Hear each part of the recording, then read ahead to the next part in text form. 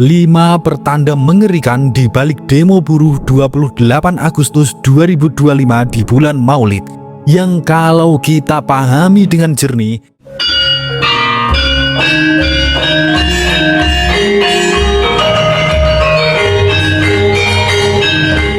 Assalamualaikum warahmatullahi wabarakatuh. Salam waras-waras wae.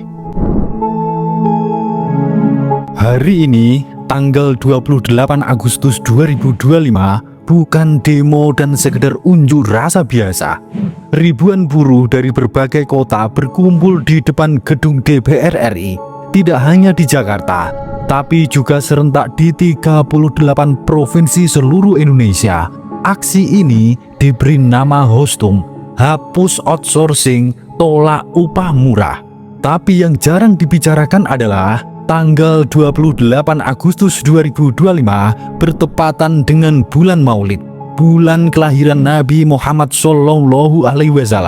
Dalam tradisi spiritual Nusantara, bulan ini bukan bulan biasa. Bulan Maulid adalah simbol pencerahan, peringatan, dan kelahiran kembali sebuah kesadaran moral. Apakah ini suatu kebetulan atau justru semesta sedang memberi tanda?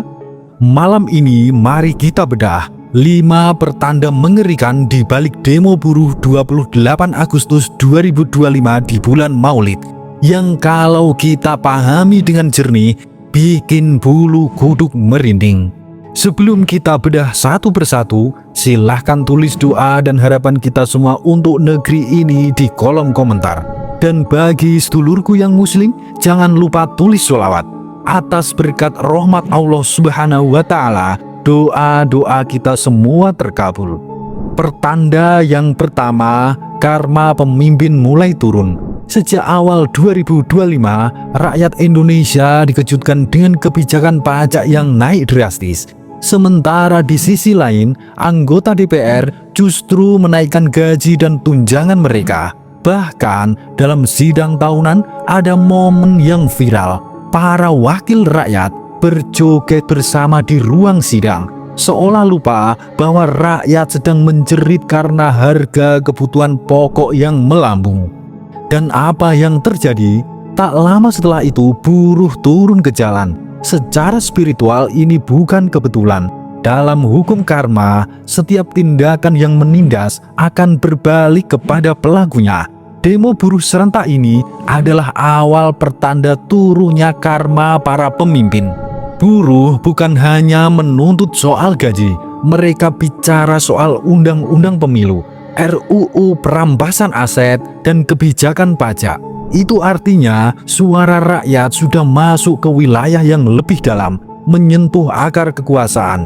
Pertanda pertama ini jelas, karma politik sedang berjalan dan roda itu tidak bisa dihentikan lagi.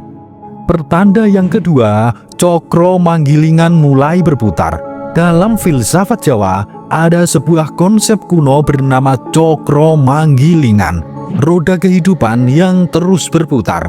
Siapa yang di atas akan turun dan siapa yang di bawah akan naik. Demo buruh di 28 Agustus 2025 merupakan cermin nyata dari falsafah ini. Roda sedang bergerak. Rakyat kecil yang selama ini terpinggirkan mulai menemukan suaranya kembali. Ingatlah sejarah Nusantara. Ki Samin Suro Sendiko memimpin perlawanan pajak kolonial di Blora. Buruh pelabuhan dan tani pernah mengguncang kekuasaan kolonial Belanda gara-gara pajak. Hari ini, energi yang sama muncul kembali. Buruh turun ke jalan, bukan hanya membawa poster, tapi juga membawa energi leluhur yang pernah berjuang melawan penindasan. Pertanda kedua ini adalah sinyal jelas. Roda cokro manggilingan sedang berputar dan yang berkuasa harus siap menghadapi arus perubahan. Pertanda yang ketiga, bulan Maulid adalah peringatan dari Sang Maha Kuasa. Mari kita lihat waktunya. Demo ini berlangsung di bulan Maulid, bulan kelahiran Nabi Muhammad SAW. Dalam tradisi Islam, bulan ini adalah momentum mengingat kembali misi kenabian, menegakkan kebenaran, membela kaum yang tertindas dan melawan ketidakadilan. Apakah suatu kebetulan buruh turun di bulan Maulid atau justru tanda bahwa suara rakyat adalah suara kebenaran? Dalam spiritualitas Jawa Islam, Maulid adalah simbol pencerahan batin. Setiap peristiwa besar yang terjadi di bulan ini sering dianggap sebagai peringatan langsung dari langit. Ini berarti demo buruh ini bukan sekedar aksi politik, tapi juga peringatan ilahi bahwa pemimpin bangsa harus kembali ke sifat amanah, sidik, patonah, dan tablik. Jika tidak, bangsa ini akan menghadapi guncangan yang lebih besar. Pertanda ketiga ini sangat jelas. Bulan Maulid mengingatkan kita bahwa kekuasaan tanpa amanah akan runtuh dengan sendirinya. Pertanda yang keempat, retaknya legitimasi elit. Mari kita perhatikan tuntutan buruh. Mereka tidak lagi sekedar menuntut kenaikan upah. Mereka menuntut revisi undang-undang pemilu. Mereka bicara tentang RUU perampasan aset.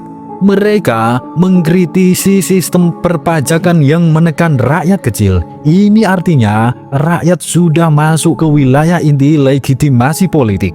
Dalam pandangan spiritual, ketika rakyat kecil mulai menyinggung soal akar sistem, itu adalah pertanda bahwa legitimasi elit sudah mulai retak. Bayangkan, rakyat yang dulu diam dan hanya sibuk dengan urusan pekerjaan mereka, kini mulai bicara tentang sistem demokrasi dan hukum. Ini adalah tanda pergeseran kesadaran kolektif. Dan dalam sejarah Nusantara, ketika legitimasi elit runtuh, yang lahir adalah gelombang perubahan besar. Dari runtuhnya Mataram, jatuhnya VOC, hingga tumbangnya Orde Baru. Semuanya ditandai dengan rakyat yang kehilangan kepercayaan kepada elit. Pertanda keempat ini juga sangat jelas. Legitimasi elit politik sedang terkikis oleh suara buruh dan rakyat kecil. Pertanda kelima, ujian Nusantara menjelang kebangkitan. Mari kita lihat gambaran besar. Agustus 2025 bukan bulan biasa. 5 Agustus, bumi mengalami percepatan rotasi yang mengubah ritme alam. 9 Agustus, peneliti melihat star Jun Moon, bulan purnama yang membawa energi perubahan.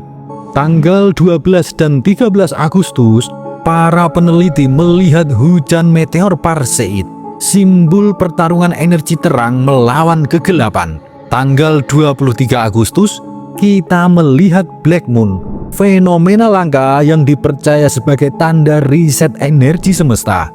Dan di tanggal 28 Agustus, demo buruh besar-besaran terjadi. Apakah ini suatu kebetulan? Secara spiritual, ini adalah tanda Nusantara sedang masuk fase ujian besar. Ujian ini menentukan apakah Indonesia akan jatuh dalam cengkraman elit global yang hanya mengejar cuan, atau justru bangkit sebagai bangsa yang adil, makmur, dan mandiri. Demo buruh di 28 Agustus adalah bagian dari ujian itu. Apakah pemimpin akan mendengarkan suara rakyat, atau tetap menutup telinga hingga badai lebih besar datang? Pertanda kelima ini juga sangat jelas. Indonesia sedang diuji oleh langit, dan ujian ini adalah pintu menuju kebangkitan Nusantara. Apakah para pemimpin mau mendengar tanda-tanda ini, ataukah mereka mau terus berjoget di ruang sidang sementara rakyat menjerit? Sejarah Nusantara mengajarkan suara rakyat adalah suara semesta. Bila diabaikan, maka badai akan datang. Tapi bila didengarkan, maka Nusantara akan bangkit menjadi cahaya bagi dunia. Dan seperti apa kata leluhur kita, sing sopo nandur bakal ngunduh, sing sopo ngapusi bakal tiba, sing sopo mbelo rakyat bakal langgeng. Siapa yang menanam akan menuai, siapa yang menipu akan jatuh, dan siapa yang membela rakyat akan abadi. Ini saatnya kita bersatu, menjaga negeri dan memastikan roda sejarah berputar ke arah yang benar. Karena masa depan Nusantara ada di tangan kita semua. Suradira Jayaningrat lebur dening pangastuti. Wassalamualaikum warahmatullahi wabarakatuh.